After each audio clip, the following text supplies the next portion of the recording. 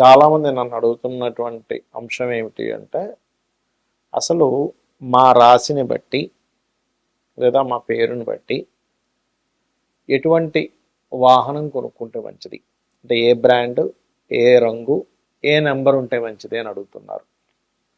ఇది నిజంగా ఉంటుందా? ఎందుకంటే మనకు చూడండి, పాతకాలంలో గొడ్డు వచ్చిన వేళ బిడ్డ వచ్చిన వేళ అంట. గొడ్డు అప్పట్లో గొడ్లు అంటే ఏంటంటే వాళ్ళకి ఆవులు అవ్వచ్చు, గుర్రాలు కావచ్చు, ఇట్లాంటివి.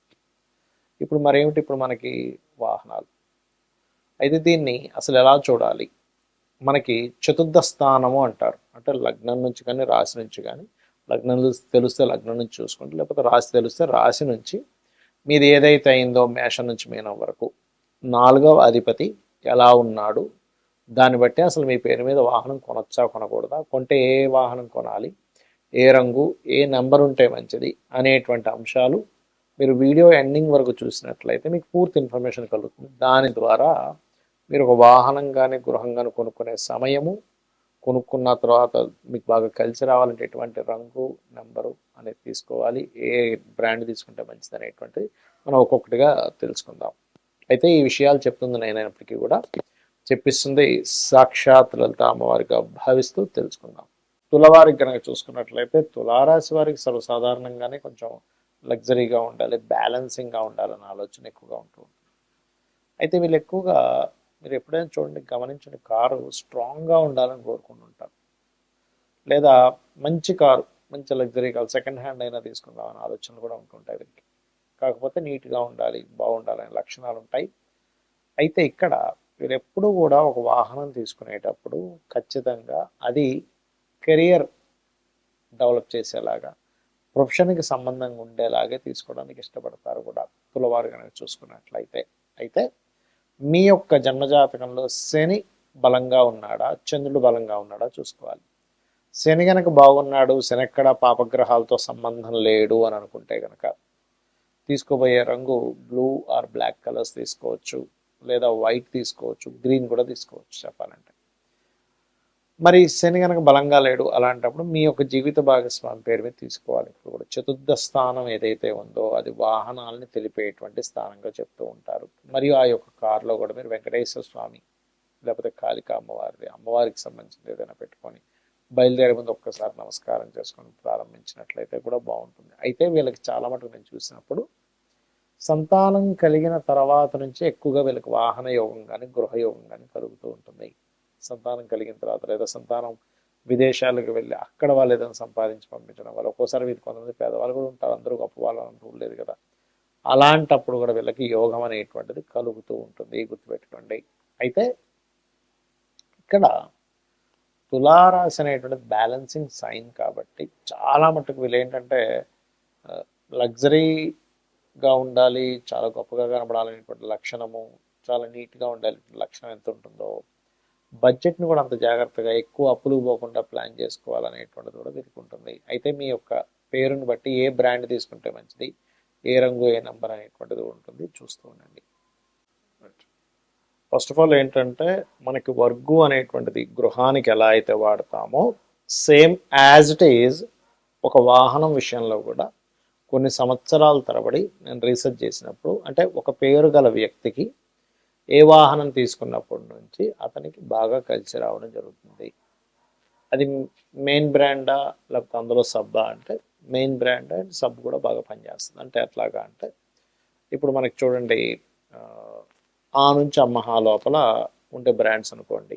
ఆ అంటే ఆడి, ఈ అంటే ఇంకొక ఇంకొక బ్రాండ్, ఊ అంటే ఇంకోటి, అట్లా అంటే మొదటి అక్షరం వచ్చేలాగా.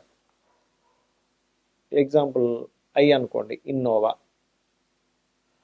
అట్లా ఏంటంటే ఆ నుంచి అమ్మహ అక్షరం లోపల మీ పేరు ఉందనుకున్న ఉదాహరణకి, అప్పుడు మీరు మీ యొక్క తీసుకునే వాహనం ఆ నుంచి అమ్మహ లోపల వచ్చే బ్రాండ్ ఉండే వాహనము, లేదా చచ్చా జ అక్షరాలు. ఓకే, జ అంటే జగ్వార్ ఉదాహరణ చెప్తున్నా. అదేవిధంగా యారా లావా, వా అంటే ఓల్వా, ఇట్లా. యా అంటే యాలో కూడా ఏదైనా వచ్చింది అనుకోండి, హెచ్డి టూ వీలర్ అనుకోండి, హెచ్డి బైక్. అలా మీరు తీసుకొని చూడండి, ఖచ్చితంగా బాగుంటుంది. అదేవిధంగా మనకి అష్టవర్గుల్లో మనం ఆ వర్గు గురించి చెప్పుకున్నాం. ఇప్పుడు ఒకవేళ కక్క గగ అక్షరాలతో మీ పేరు ఉంది అంటే కళ్యాణ్ కావచ్చు, గా అంటే గంగాధర్ కావచ్చు, జ్ఞానేష్ కావచ్చు, ఇట్లా ఉందనుకోండి ఉదాహరణకి మీ పేరు. అప్పుడు మీరు కక్క గగ స్వవర్గులో ఉండేటువంటి అక్షరాలు గల వాహనం తీసుకోవచ్చు, లేదా శేషా సాహా యారా లావా. షే అంటే సుజుకి వెహికల్ ఉంది అట్లా అనమాట. వా అనుకోండి విచ్చుస్, విఐఆర్ టీవీఎస్ విచ్చుస్ ఉంది ఇప్పుడు ఇవాళ రేపు వాక్స్ వ్యాగన్లో అట్లా. ఉదాహరణకి చాచా చాచా అక్షరాల్లో మీ మొదటి పేరుంది, మొదటి అక్షరంలో మీ పేరుంది అంటే చాచా చందన్, చందన, అది స్త్రీకైనా పురుషుడికైనా ఒకటే వర్తిస్తుంది గుర్తుపెట్టుకోండి. అలా ఉన్నప్పుడు మీరు తీసుకునే వెహికల్ చాచా చాచా అక్షరాల్లో ఉండేటువంటిది. జా అంటే ఇందాక నేను చెప్పినట్టుగా జగ్వార్ కావచ్చు, అదేవిధంగా షేషా సాహా లేదా ఆ నుంచి అమ్మహా వరకు అంటే ఆడి, అట్లా అనమాట. ఇప్పుడు అదే కనుక టాటా డాడానా అక్షరాల్లో మీ పేరు ఉందనుకోండి ఉదాహరణకి, ఇంకా టాటా డానా మీ అందులో మీ పేరులో మొదటి అక్షరం అది అయింది. అప్పుడు మీకు పప్ప బబ్బమ్మ అనే అక్షరాలు గల వెహికల్ అంటే మా అంటే మెర్సిడీస్ ఉంటుంది కదా అట్లా. అదేవిధంగా ఆ నుంచి అమ్మహ లేదా కక్క గగ అక్షరాలు. కా అంటే ఏంటి కియా వెహికల్ అట్లా. అదేవిధంగా మీ ఎగ్జాంపుల్ మీ పేరు తాత దాన్న, నా అంటే ఉదాహరణ నా పేరే నానాజీ పట్నాయక్ అనుకుందాం. ఇప్పుడు నాకు తాత దాదాన అక్షరాల్లో ఉండేటువంటి పేరు గల వెహికల్ కానీ, లేకపోతే యారా లావా, లా అంటే లెక్సస్ ఉంది, వా అంటే వోల్వా ఉంది అట్లా.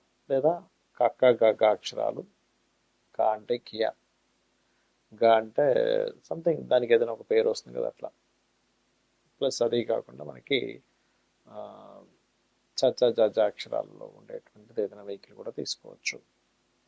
ఇక అదేవిధంగా మీ పేరులో మొదటి అక్షరం కనుక పప్ప బబ్బ మా అక్షరాల్లో ఉందనుకోండి. పా అంటే పనీంద్ర, మా అంటే మధుకర్, మధు, ఇట్లాంటి పేర్లు ఉన్నాయి ఉదాహరణకి. అలాంటప్పుడు మీరు పాప బాబా మా అక్షరాల్లో ఉండేటువంటి వెహికల్ తీసుకోవడం ద్వారా చాలా బాగుంటుంది. అదేవిధంగా శేషాసాహ మొదటి అక్షరం ఉండాలి వెహికల్లోని. అండ్ చచ్చా జజా అక్షరాలు లేదా టట్టా డానా అక్షరాల్లో ఉండే వెహికల్స్ మీకు బాగా కలిసి వస్తాయి. ఇక అదేవిధంగా మీ ఉదాహరణకి మీ పేరు కనుక యా రా లావా అక్షరాలు, యా అంటే యాదగిరి, రా అంటే రమేష్ అనుకుందాం. ఉదాహరణ రమేష్ రావాలని రూల్ లేదు, రాము కూడా రావచ్చు, రాజు కూడా రావచ్చు. ఉదాహరణ చెప్తున్నా, యారా లావా అక్షరాలతో మీ పేరు ఉందనుకోండి. అప్పుడు యారా లావా అక్షరాలతోనే ఉండే పేరులో ఉండే కార్ అంటే రోల్స్ రాయరు, రేంజ్ రోవరు, ఇలాంటివి ఉంటాయి కదా. అదేవిధంగా ఆ నుంచి అమ్మహ వరకు ఉండే అక్షరాలు గల పేర్లు ఉండే వాహనము, లేదా టట్టా డాడా నా కానీ తత్తా దాదా నా కానీ అక్షరాలు ఉండేటువంటివి తీసుకోవచ్చు. మొదటి అక్షరం ఆ కారుకి ఆ పేరు ఉండాలి. అదేవిధంగా శేషా సాహ, శేషగిరిరావు ఇలా పేరు ఉంది ఉదాహరణకి చెప్తున్నాను. శేషా సా, సా అంటే సావిత్రి, సంతోష్ ఇలా ఉంటాయి కదా. ఇలాంటి పేర్లు ఉన్నటువంటి వారికి శేషాసాహ అక్షరాలతో కనుక మొదటి అక్షరం ఏదైతే ప్రారంభమవుతుందో ఆ వాహనము. అదేవిధంగా మీకు కాకా గాగా అక్షరాలు అంటే మూడో వరకు, అదేవిధంగా తాత దాదాన పాపా బాబామ, ఈ రకంగా మీరు ఆ నుంచి అమ్మహ వరకు మొత్తం అష్టవర్గులతో మనం తెలుసుకున్నాం. అదేవిధంగా మరి న్యూమరికల్గా అని అనుకున్నాం. న్యూమరికల్గా అంటే ఏంటి, 1 నెంబర్లో మీరు పుట్టారు ఉదాహరణకి, అప్పుడు దీన్ని డెస్టినీ నెంబర్ ఏంటి అంటే 1 నెంబర్ బర్త్ నెంబర్ అయితే డెస్టినీ నెంబర్ పూర్తిగా అంటే డేటు మంత్ ఇయరు గనక తీసుకొని దాన్ని మొత్తం కూడేమనుకోండి ఒక నెంబర్ వస్తుంది. అంటే ఏంటి 1 మంత్ 1 డేటు 1 మంత్ అంటే 2 అయింది. 2000లో పుట్టారు మీరు అంటే ఏమవుతుంది, సున్నాలు తీసేస్తే 2 అంటే 4 అంటే 1 1 + 1 2 2 + 2 4 అంటే మీది డెస్టినీ నెంబర్ 4 అవుతుంది, బర్త్ నెంబర్ 1 అవుతుంది.